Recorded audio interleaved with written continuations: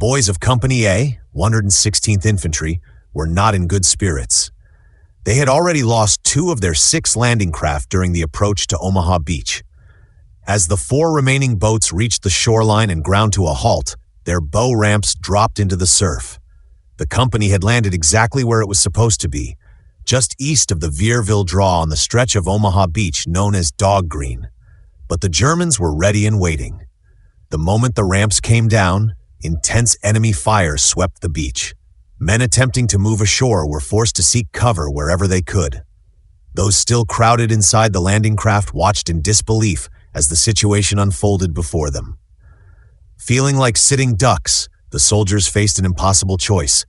Remaining aboard left them exposed, but stepping into the water meant crossing a beach covered by enemy guns. Order quickly gave way to urgency as men climbed over the sides of the craft and plunged into the cold channel waters. Struggling through the surf under the weight of their equipment, they pushed toward the shore. Above them, on the bluffs nearly 500 yards away, German MG-42 machine guns continued to hammer the beach with relentless fire. The battle for Omaha Beach had begun. There was scattered German fire as the first waves approached the beach.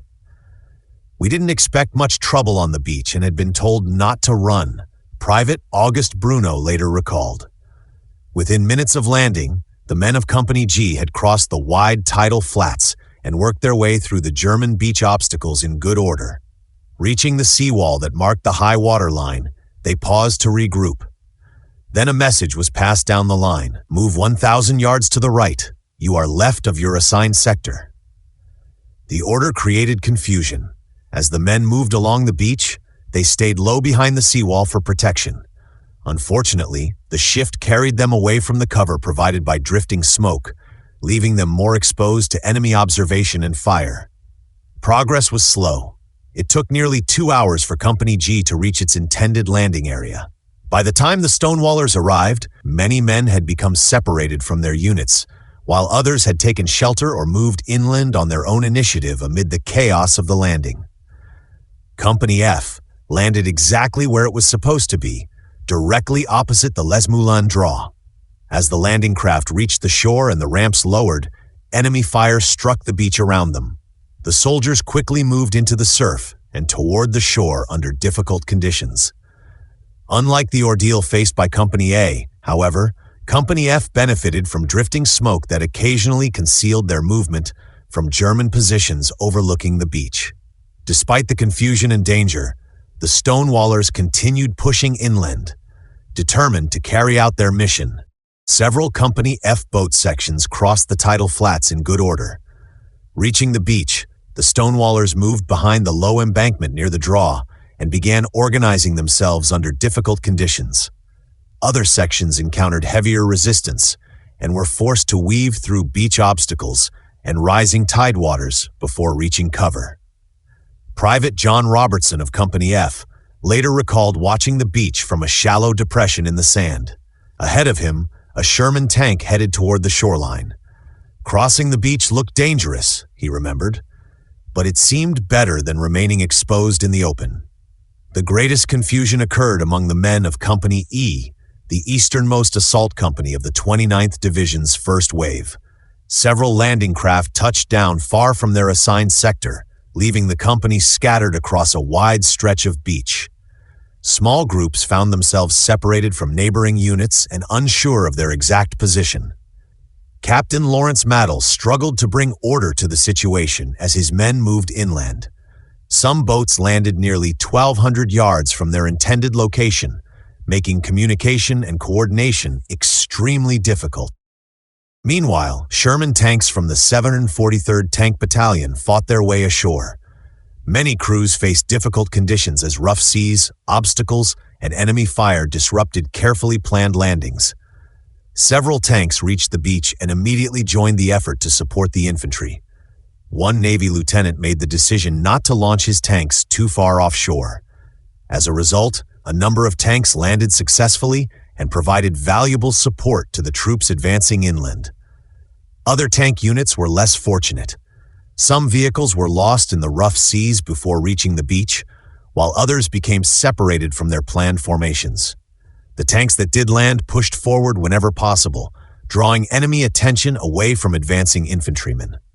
The 146th Engineers faced one of the most difficult assignments of the invasion. Their mission was to clear lanes through German obstacles before the rising tide covered the beach. Working under constant pressure, engineer teams moved from obstacle to obstacle, placing demolition charges and opening pathways for follow-on forces. Many obstacles were successfully cleared, though progress was slowed by battlefield conditions and the urgency of the rising tide. By the end of the morning, only a limited number of gaps had been opened, but their work proved essential to the continuing landings. Behind the seawall, exhausted stonewallers paused briefly to regroup. Cold, wet, and uncertain of what lay ahead, they looked across the crowded beach and realized how much the invasion depended on their determination. The battle for Omaha Beach was still far from over. The first wave, however, was just the leading edge of a hurricane. Only 1/4 of the 116th Infantry had landed during the first half hour of the invasion. 8 more companies were due to arrive in the following half hour. Within an hour, the entire regiment was scheduled to be ashore. The coxswains piloting the second wave faced an even more difficult task than those before them. By the time they neared the beach, the rising tide had covered many of the German obstacles. They had to steer carefully through narrow channels, knowing that even a minor collision could cripple a landing craft. Behind the unfortunate Company A, the remaining companies of the 1st Battalion, B, C, and D, approached the Vierville draw at 10-minute intervals. Company C drifted east of its intended landing area and, by chance, avoided the disaster that had struck Company A.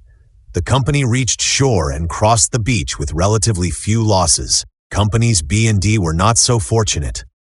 Landing near their assigned positions, they immediately encountered intense opposition. Many men became separated as the landing craft unloaded under difficult conditions. One survivor later recalled finding shelter behind a large log that had washed ashore with the tide. Using the log for protection, he waited for an opportunity to continue moving inland. Company D suffered heavily as it approached the beach.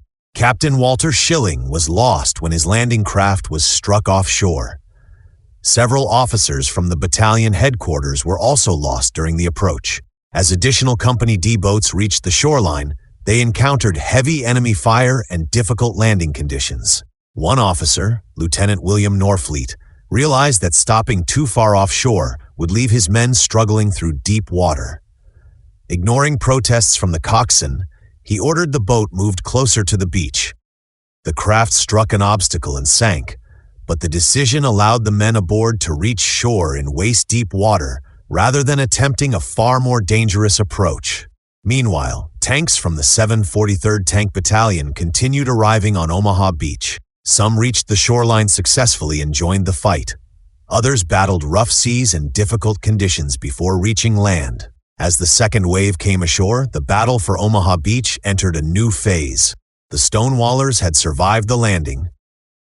Now they had to fight their way inland.